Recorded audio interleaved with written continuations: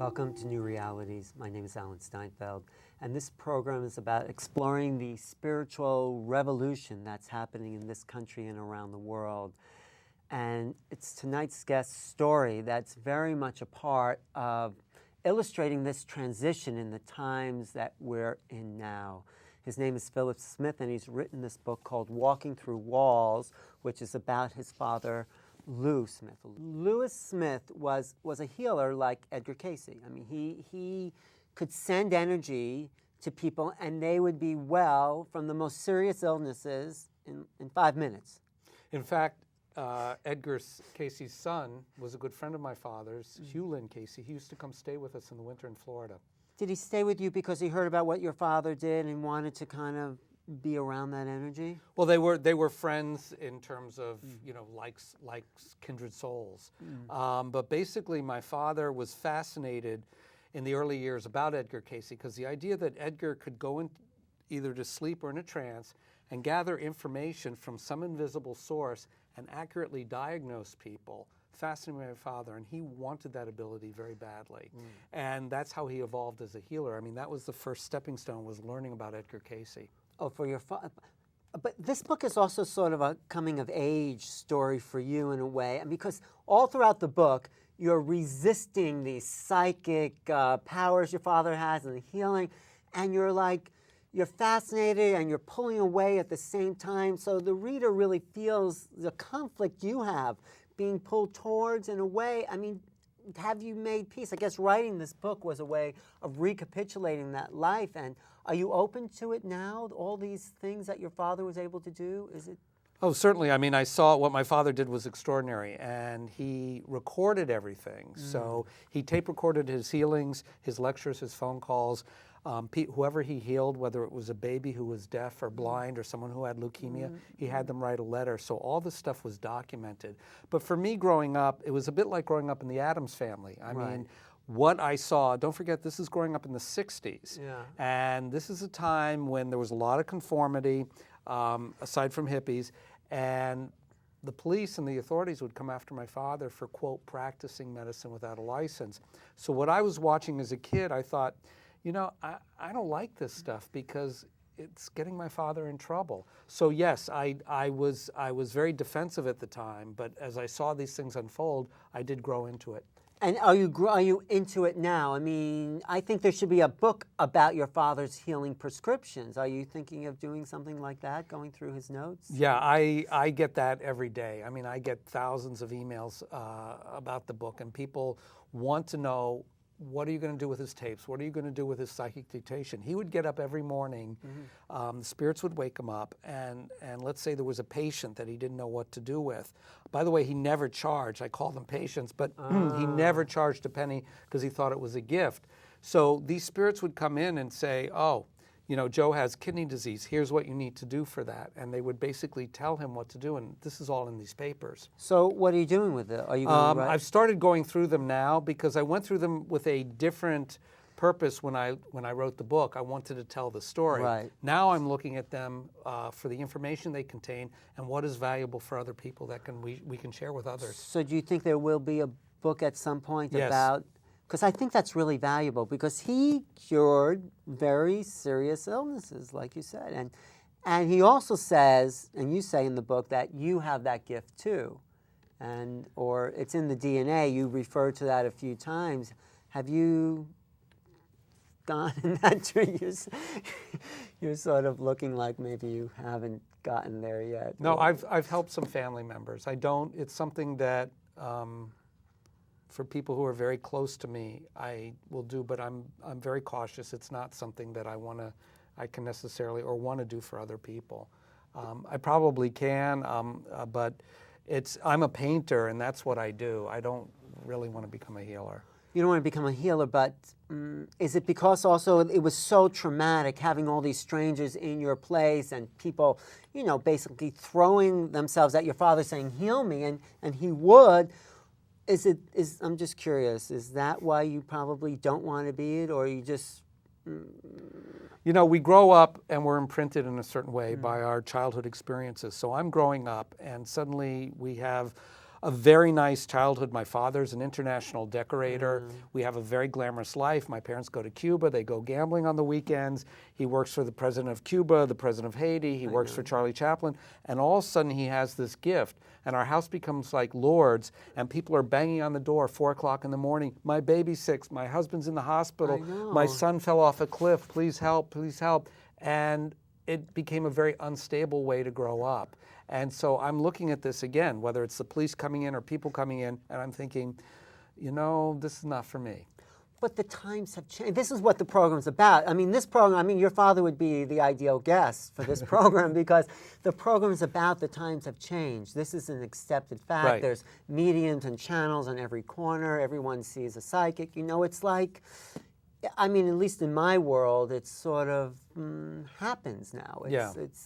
I think that kind of trauma, I mean, it might bring up stuff for you, but don't you feel it's changed? It'd be dramatically. I mean, I think that if my father were alive today, first he'd be on Oprah every other week. He would be. The NIH would be throwing grant money at him. What is this guy doing? How can he diagnose a tumor and tell where it is, and within what centimeters, at 1 centimeter, 2 centimeters, and where is it exactly located on the kidney? He could do all that. And what he really wanted to do more than anything was share this gift with others. He wanted to teach doctors, but the doctors were afraid of him. They were terrified that he was like a communist or Satan.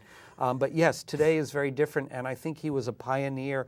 And even though he had a very difficult life, and we went from living a very high life to basically living below the poverty level because he never charged for his work, I think what he did was basically set the stage for a lot of the people who are working today.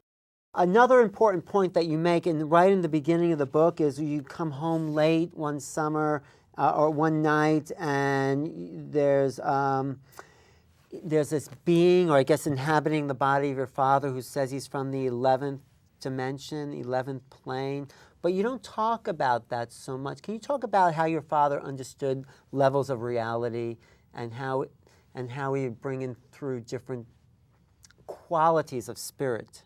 First of all, he saw no difference between someone who was not physically here, who was dead, and sitting here talking to you. To him, it was no different. And if, for example, he was sitting here and having this conversation with you, and a spirit, one of his spirit guides, wanted to talk to him, they had different signals. And on the website, I have a little chart that my father drew of his face. And there's his nose, his eyes, and there's these points everywhere. They look like acupuncture points. But each one was a point where the spirit would communicate with him. One would tickle him on his nose, and he knew who each one was. Different spirits would signal him by itching his face. I wonder who that is. So yeah, he would all of a sudden he'd feel a tap, and he'd say, "Oh, that's Dr. Han, whose specialty is eyes, for example," or "Here's Chandra Sen," and then he would just simply start talking to them, and then go back to you as if he was taking a phone call. So for him, there was no difference between this reality and the next reality. I know. But it's weird. I'm just telling you this sort of off the record. But I think I had a dream about Dr. Han, one of his, I think I did. And Very possibly. I mean, did you know what these spirit guides look like? Of course, they're etheric, but did they had physical forms? There are, on the website, there are pictures of two of them. There's a picture of Arthur Ford, and that's an interesting story, and Chandra Sen, that people drew in trance of these people who saw them, and several people had drawn them, and they were identical. Right. Arthur Ford, I'll just take a minute to digress. Yeah, do that, because he's a big part of the guidance your father got. Arthur became very famous in the 1920s because just before Houdini, the magician, died, he told his wife, "Look, I don't believe in the afterlife, even though people think I do, but I'm going to give you a secret code that's made up of numbers and words. And if anybody ever comes to you and says this code, breaks this code, you'll know I'm communicating from beyond." Well, she offered, this is back in the 1920s, $10,000 reward for anybody who could break that code. A lot of people applied, no one did. Arthur Ford gave her the code. He became world famous for this. And she gave him the $10,000. No, he never got the $10,000. But Arthur, in the late 60s and 70s, moved back to Florida, where he was originally from. He became a friend of my father's, and they were spending a lot of time together. When Arthur died, they became even closer, and Arthur's signal to my father was he would blink the lights 3 times. And we'd be in a restaurant, we'd be in the movie theater, we'd be driving on the highway, and you'd see the lights stutter, boop, boop, boop. And my father would say, "Oh, Arthur's here." And he'd take out a pen and he'd start writing what Arthur was telling him. Because he was getting it psychically, Right. what Arthur was saying. Right. And it may be, for example, I'd be sitting there telling my father that, oh, I finished my homework, and Arthur would come in and blink the lights and say, Philip didn't finish his homework. He got high last night.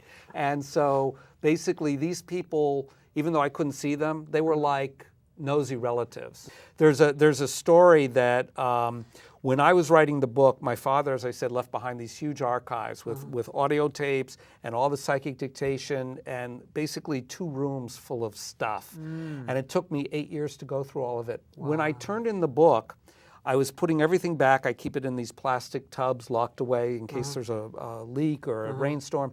And I suddenly found a folder with a few more messages, and I thought, oh boy, maybe I left something out. It's too late. I turned the book, and I'm reading through them, and I thought, yeah, I've covered this.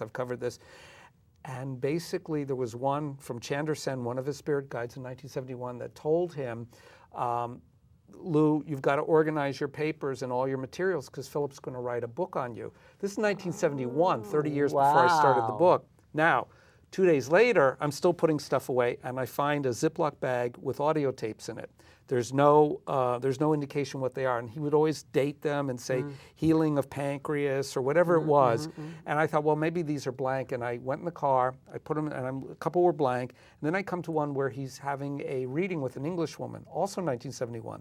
And she says to him, Lew, I'm getting you have a son. Is that correct? And he said, yes. And she said, oh, good, because he's going to write, I don't know what you call it. It's kind of like he's going to write like a documentary on you. And I want to make sure that you have everything available for him. Now, he never told me this. So basically, I was the secretary because I thought this was my idea, but obviously, in a way, this had been preordained, and it was something. I gave up my entire life, all my work as a painter to write this book, and I kept thinking, why am I doing this? And obviously, I had to for a reason. And the reason is to put this message out because I think now is the time, this is what I'm getting, that these healing gifts that your father brought to the planet is shared among a population that's ready to hear it. Yeah. The point of the book is that there's so many other ways of consciousness. There's ways of being that we overlook or we're not aware of. And here's an example of a man who went down a certain path. And my father always said to people, what I can do, you can do. I am no different from you. I am not special. I have these abilities. You can have these abilities. Well, in the book, you talk about how your father worked at it. I mean, he started just changing his diet, and then he started to develop his intuition, and he could burn a hole through a cloud, and then he started to do healings. And I mean, it's a developmental process that I think that people can learn. Do you think your father, is guiding? Do you feel his presence around? Yeah. And interestingly, from the book, I get thousands of emails. Other people feel my father, and I had a really interesting experience. There's a woman. She's written a book. She's a therapist and a psychic. Her name's Dr. Lori Levin, and she called me up. She had read the book. She introduced herself on the phone, and she said, "I just want to tell you I love the book." And then she said to me, "Do you have a couple minutes?" I said, "Yeah, sure. Why? What's up?" She says, well, your father's here and he wants to talk to you. What did your father say? I'm curious. He was sort of scolding me for maybe not meditating as often as I should and not being as involved in the work as I should. Yeah. A lot of the work that I do as a painter is, in a way, as when I start painting, I almost go into a trance, a very light trance. And these things start talking to me, and that's what ends up going on the canvas. So I think that in what I do channel that information. I know, but he was so unusual and so unique and so far ahead of his time. He was always a visionary. And there's a real presence that I felt of him reading the book. Yeah, a lot of people say that, and they feel him with them as they're reading the book. You know, there's a message in the book from one of his spirit guides named Chandra Sen, and my father asked him, how can you be with me and help me in a healing and then help one of my students in Nebraska with a healing? Because at the same time my father might be doing a healing, he would hear that someone in Nebraska or New York had a Chandra Sen with him. Right. And he said basically that his consciousness it's like the ocean, and you take a drop of water out of the ocean's still there, but this drop of water is still from the ocean. And that's what consciousness is like. How would you tell people to start to tap into these higher realms? Because your father tried to do this to you. So how could you tell people who are just starting to learn about spiritual awakenings how to tune into those messages or those states of consciousness? I think there's a lot of ways. I think what's very important is that people, if they have a hunch, that little voice inside of them, and very often they'll like make a left turn or get off this subway car because it's going to get stuck at the next stop, and they don't listen. Start listening to that voice. And what will clarify that voice often is meditation, because what meditation does, people think, oh, I'm going to meditate, I'm going to become all peaceful. The true purpose of meditation is washing out the brain and clearing away the clutter so you can actually see these intuitive thoughts that may come from your higher consciousness or from an even higher consciousness. So meditation is actually very, very important. You know, people also go through life and they worry and they can make bad decisions, and bad decisions can put them in a very bad place. And one of the things my father did before he made any decision, and he taught me, and it's a very easy tool, is that you always ask, is this for the highest good? It's very simple. All you do is have to say, is this for the highest good? And you will know whether you should get married or divorced or whatever. It's very helpful so that you're always staying on a very positive upward track. And you listen, before the mind gets in, you listen to that first impulse. Before we say, oh, was that a yes or a no? It's like there's usually a yes or no right away. It just hits you. Yes, and everybody has these feelings. Everybody says, I should have done this. Well, how do you know you should have done this? Because the idea or the voice came to you initially, but for some reason you made a decision and you made the left turn instead of the right turn. Everybody has that guidance. Everybody has forces around them. But again, it's like, listen, if you have a computer and all the memory is filled up, you can't go on the internet because the computer's slow. And what meditation will do is empty out the brain so you can have this crystalline receiver so that you can get these thoughts. Okay, so what about healing now? Your father did a lot of healing, hands-on healing, and maybe you do some of it. But how, I mean, he said everyone can do this work. Now, how would people start to prepare themselves to do that kind of work, according to your father? Yeah, what my father did was actually a lot more complicated than just hands-on. He could diagnose actually better than most physicians, Right. because this was, when he was working, keep in mind, there was no CAT scans. Right. There were no MRIs. There was no bypass surgery. There's no Lipitor. This is in the 50s, 60s, 70s. Right, he had his pendulum. He had a pendulum, and he could basically have someone, whether sitting here or someone call him up from Saudi Arabia and say, I'm sick. Nothing more than that. And he would very quickly go through a chart with a pendulum, an anatomy chart, and he's turning the book very quickly. And all of a sudden, it would stop on a certain page. Yeah. And he'd say, is it the liver? Yeah. And the pendulum would say no. Is it the heart? No. Is it the brain? Is it the kidney? Yes. And he said, what is it? Is there a blockage in the kidney? No. Is it? And he just kept going down. Is there cancer in the kidney? And it would say yes. Okay, where is the tumor? And he would take a paper clip on the anatomy chart, and he kept pointing until the pendulum started reacting. Yes, it's here. How big is the tumor?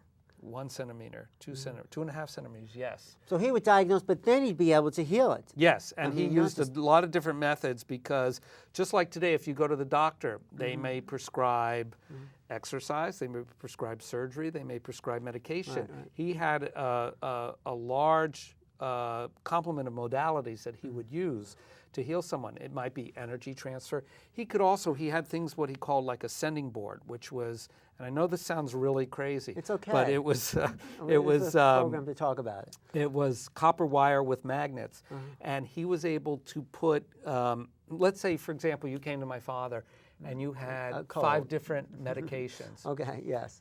My father would take out the medication you needed. He would put it on the sending board, and he'd say, how much medication does Alan need? And he would figure it out, okay, you need 3 milligrams of this medication. Right. He would then send you that medication, and you would taste it Energetically. without you even having to take the pill. Because a lot of people, don't forget, medication back then was not as sophisticated as it is today. there were a lot of horrific side effects, Oh, I as know. there are today. Yeah. Still, but the thing is, he was able to send you the medication without the side effects. Now, did he teach people how to do that, is what I'm asking. He taught people a lot of what he did. There were certain things he was not permitted to teach. And one example, he made these drawings. They were kind of like mandalas, but they were energy drawings. And he would get woken up by the spirits. Let's say there was a hurricane coming toward Florida, or let's say the Everglades had a drought and there was going to be a fire. They would call him, but they would wake him up, and they would tell him, take drawing number 75, number 16, number 43, and put them on your energy board for 2 hours. After then, I want you to change them. I want you to put on number 12, number 7, and 21, and change those. He would use these drawings that were sort of energy stimulus to send out energy, whether it's to heal the planet, to heal a sick person. But when I wrote the book, these drawings are beautiful. I mean, they're you look at them and you can feel the energy. Yeah, I'd like to see some of Well, them. I wanted to put them in the book, Yeah. and I started digitizing them. I was going to send them up to the publisher. I said, I've got this great thing. We're going to put these drawings, these magnetic drawings in the beginning of each chapter. I looked through the folder with these things in there, and there was a whole message to my father saying, do not show or share these with anybody because the energy is so intense and such a high level, you'll attract in dark forces and you'll bring harm to yourself and others. So I thought, you know what? I am not going to mess with this. So there are things, to answer your question, not everything he could show people because he didn't know that everybody would use it for the highest good. What I also find fascinating is this hierarchy of spirits, you know? Can you talk about that thing that I mentioned before when you come up to the house and this guy saying he's from the 11th dimension or something? Can you talk about that? Tell that story. Well, the story is that my father basically, as he advanced in his healing methods and he became more comfortable with these spirits, they would take him on trips at night. They would basically take his, let's call it his soul or his consciousness out of his body and take him to different levels of dimension. And there's a quote in the beginning of the book, and this comes from an audio tape where I interviewed my father, and he talks about that last night he was on the 11th plane where there were laboratories, and he would go to these laboratories. I know this sounds like science fiction. No, I love this stuff. But he would go to these laboratories, and they would teach him these healing methods, and he would come back and start developing these healing methods. And that's why the work he did was so unique, unlike anybody else's, because there's a lot of Reiki healers out there. There's people who use a pendulum. But what my father did was very, very unique. So can we learn about these healing methods that he got back? Because I think this is what's valuable. I mean, can you write a book about those healing methods? Sure, there's plenty of material. No, but are you going to do, I mean, yes. is it, because I really do think it's valuable, and I really think it's time that this is out there. So how many planes and dimensions did he map out in his visits to the, I mean, does he talk about the? I think there were about 11 planes that he traveled to. He didn't talk about this a lot, but again, in the audio tapes, and that's what would end up in the book, is that if he talked about this, it would go into the book. But does he map out what's on the first plane and what's on the second plane? No. And but there were, as time goes on, I mean, when my father first started talking to the spirits, there's a story in there about the FDA coming after him. And there was a woman who would look out for him named Crystal, and she would help him. But then as time went on, then Arthur Ford, Chandra Sen, and then he got into very rarefied realms where there would be spirits kind of with names and numbers that were almost, they were not so much human personalities. They were almost just consciousness. They were of a very different sort. And you can see this if you read through these messages. The discussions from Arthur Ford are much more, let's say, earth-based in a way, and they feel like they're coming from a human. When you get into things like, there might be something called Helion 7 or something, you can tell that those messages are coming from a very different place. Like what kind of message would that being? They would be about issues with the planet as a whole, or refining consciousness, or... See, now's the time to hear all this. I really think so. I mean, now's the time. Well, I've started going through them now, like I said, but there's 5,000 of them. 5,000. There's a couple thousand hours of audio tape. So, you can only sit and transcribe so much tape and listen to it and absorb it because they're very rich and they're very sort of complicated. But where do you think your father is now? I mean, he's around because his presence is now being resurrected through this book. He's working. I mean, there's no question about that. I think he's working, and I think that, just as I said, that he started to lay the groundwork where we all are now, 50 years ago. I think that he's probably working with other people on this planet and bringing back work that he's doing there. There's no doubt that he's doing that. And I want to mention also one of the messages, I think it's on the website. Which is what? The website is? WalkingThroughWallsTheBook.com. Okay. And it's a very good website. It's like a little museum to my father, and you can go and see his healing tools. You can see the psychic dictation he took every day. There are actual letters from people that he healed. There are photographs. So you can really get a sense of who he was. But there is one message when you talk about this, and it was from Arthur Ford. And he talks about, Arthur tells my father that basically, just as in your house, when you walk from the living room to the kitchen or from the kitchen to the bedroom, changing consciousness is no different, nor is it any harder than you walk from one room to another in your own house. So you're sleeping in your bed, you've done that activity, you wake up, you go to the kitchen and you have your orange juice and coffee. It's sort of effortless and mindless. Changing consciousness should be no different than that. But how do we change the consciousness? How? I mean, if it's that simple, what facilities do we need to do that? I think probably, and this sounds very basic, basically the first thing you have to do is remove doubt and know that you are a divine energetic being. But all I am is basically a bag, like a plastic bag of skin with some water and chemicals in it. That's all I am. So but this consciousness is what's driving this. And it's that consciousness that we need to accept and say, gosh, this is such a miraculous event of just being alive and having my body. And it's a miraculous event that I can have some walnuts or I can have a McDonald's hamburger and it will feed my body, better or worse sometimes. But the fact that all this works is extraordinary, and the planning that went into sort of designing this planet and our lives is miraculous. And I think that if we start and accept that fact that we are miraculous beings, from there, I think we'll expect and anticipate a change in consciousness. I've been talking to Philip Smith, WalkingThroughWallsTheBook.com, right? Correct. I'm Alan Steinfeld, newrealities.com, and email me at newrealities@earthlink.net. Thanks for watching. Thanks. Thank you. Doors are opening wide in front of me.